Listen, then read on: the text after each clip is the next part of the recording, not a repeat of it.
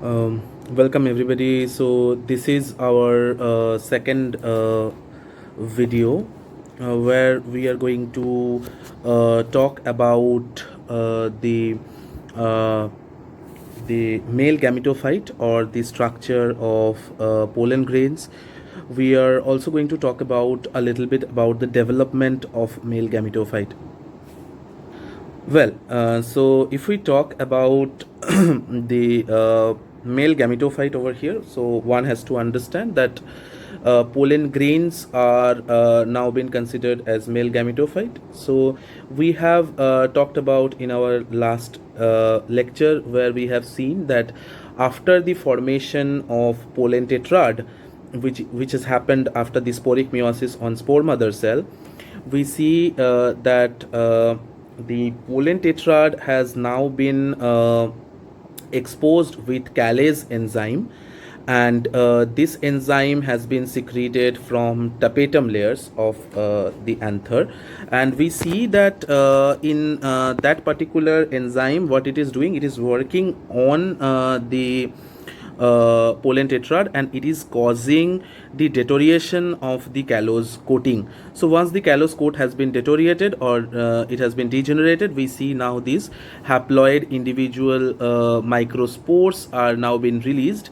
So these microspores are the structure of primary structure of pollen grains, where we see that it is having a very specialized cell wall, and this cell wall is now been bifurcated into two units. We have a outer thick and discontinuous wall, which is known as exine, and we have a inner continuous wall, which is known as intine.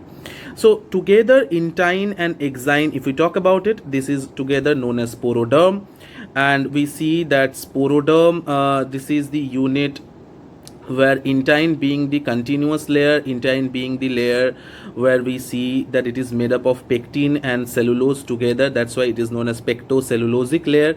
It is thin layer. It is also having a elastic property. Now, having said that, later when we're going to discuss about the pollen tube formation, we see that pollen tube is also pectocellulosic in nature, which means that pollen tube is basically an extension of the intine layer. Now, if we discuss about the exine layer, on the other hand, now this is a very elaborative layer where we see that the exine layer is the thick layer. It is mostly made up of sporopollenin. Now sporopollenin, again, this is a compound which is a carotenoid derivative, which has been prepared by the again. So we say that if we talk about the sporopollenin, these are the most resistant type of biomolecule. Why we are saying that they are most effective resistant type of biomolecule? Because they are resistant against the enzyme activities. They are resistant against high acid, highly corrosive acid. They are also resistant against the alkaline solutions.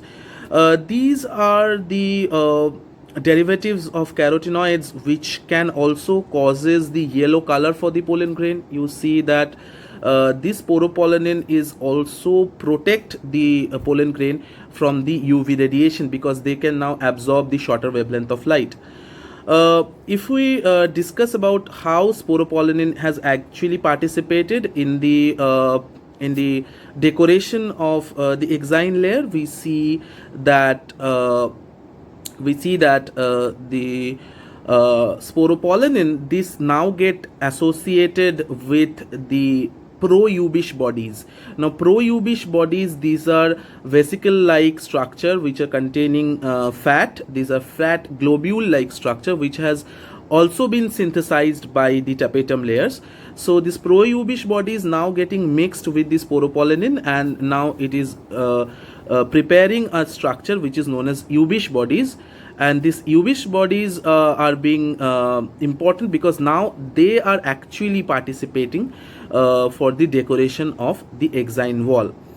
Now, exine, having said that it is a thick wall and it is a discontinuous wall, the discontinuity of the exine wall is basically gives rise to the structure of germ pore. Now, if we talk about germ pore, one has to understand that this is the only portion in the exine which has been blocked by the callose.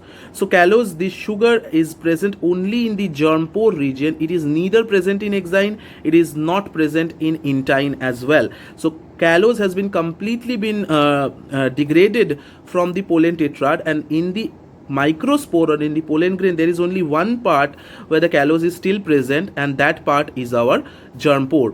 So you see that germ pore, this is the portion from where further the pollen tube will generate, and this is the pathway actually for the pollen tube generation. So we'll talk about germ pore a little bit late. Let us just first continue with the discussion on exine.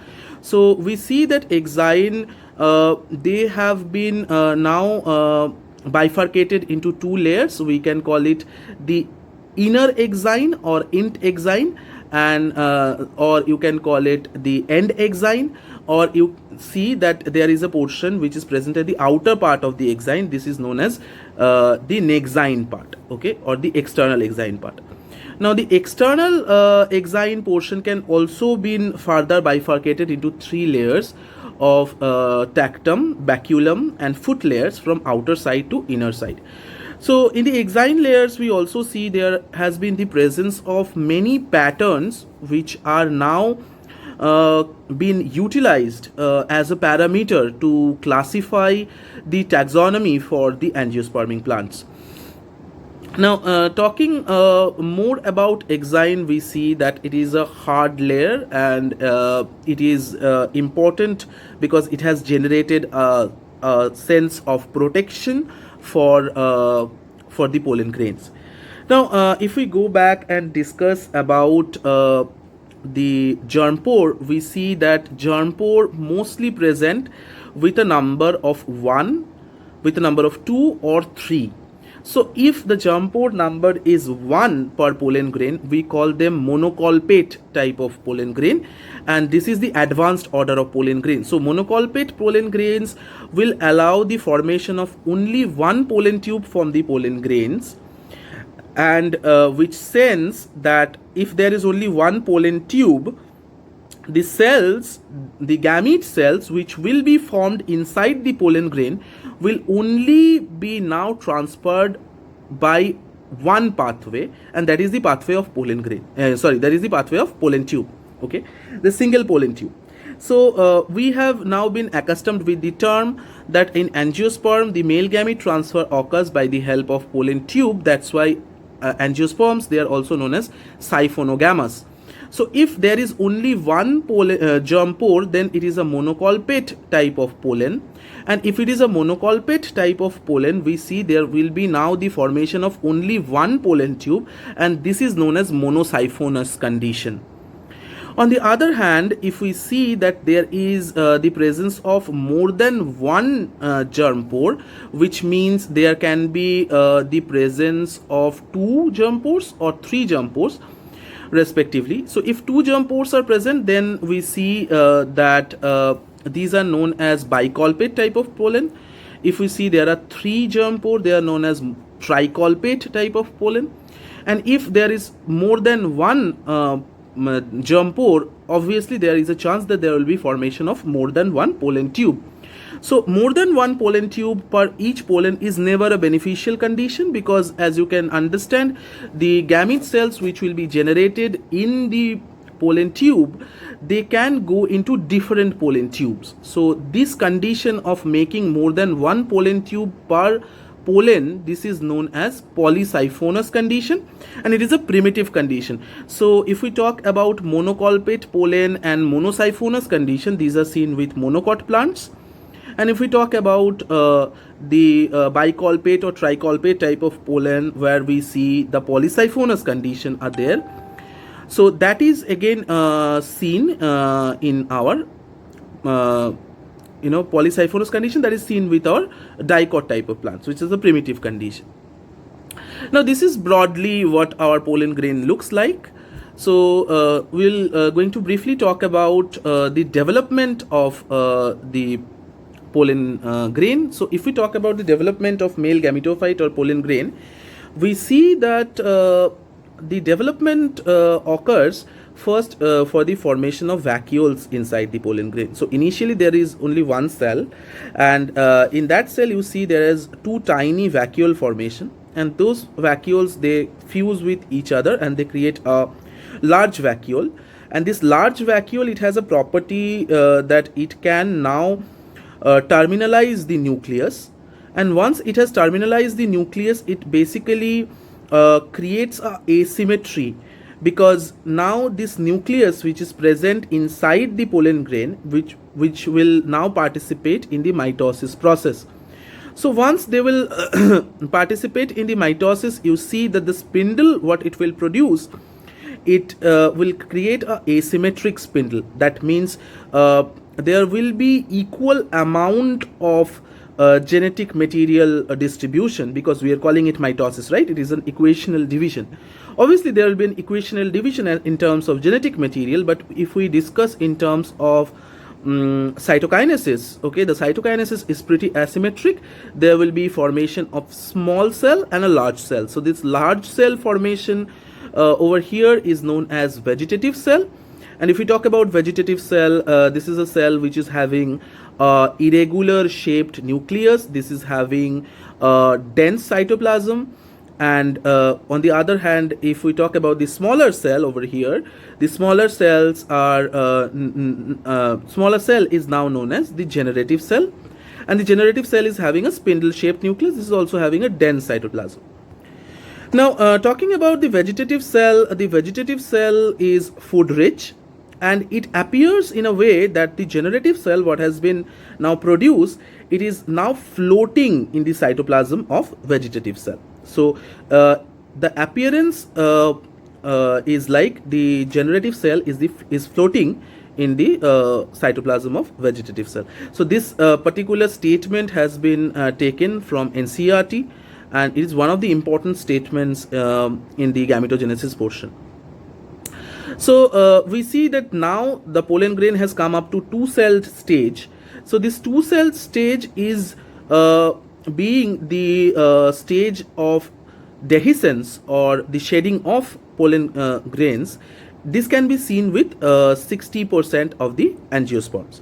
So 60% of the angiosperm, where you see that this two-cell stage formation has occurred in anther, and you see that this formation of two-cell stage is known as the in situ development, because it is happening in its own habitat or its own niche, that is anther.